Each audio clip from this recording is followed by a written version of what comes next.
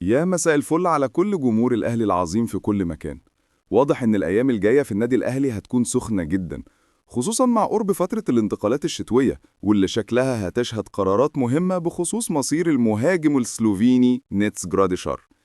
الإدارة في النادي الأهلي لسه ما خدتش قرار نهائي في موضوع رحيله، لكن الكلام اللي طالع من جوه النادي بيأكد إن رحيله مرتبط بحاجة واحدة بس: التعاقد مع مهاجم أجنبي سوبر. يعني لو الأهلي قدر يجيب مهاجم تقيل يليق باسم الفريق، ساعتها الباب هيكون مفتوح قدام جراديشار، يا إما للبيع يا إما الإعارة. في كمان أصوات جوه النادي شايفة إن جراديشار ما قدمش الإضافة المنتظرة لحد دلوقتي، وإن وجوده في الفريق مش فارق قوي، خصوصا مع العقم التهديفي اللي بيعاني منه الأهلي الموسم ده.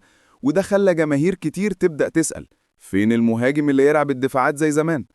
المدير الفني الدنماركي ياس سوروب هو كمان ليه رأيه في القصة دي، والإدارة حاليا بتتشاور معاه في أكتر من اسم المهاجمين أجانب علشان يختار الأنسب لطريقته وأسلوبه.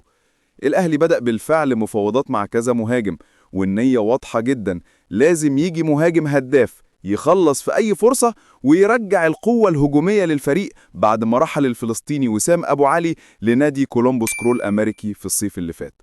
من ساعة ما أبو علي مشي والفريق بيعاني من ضياع فرص سهلة جدا، وده مؤثر على النتائج ومستوى الهجوم بشكل ملحوظ رغم سيطرة الأهلي في أغلب المباريات. وجماهير الأهلي بدأت تطالب بسرعة التحرك، لأن الفريق عنده بطولات كتير بيحارب عليها، وما ينفعش يفضل من غير مهاجم يقدر يحسم الماتش في لحظة.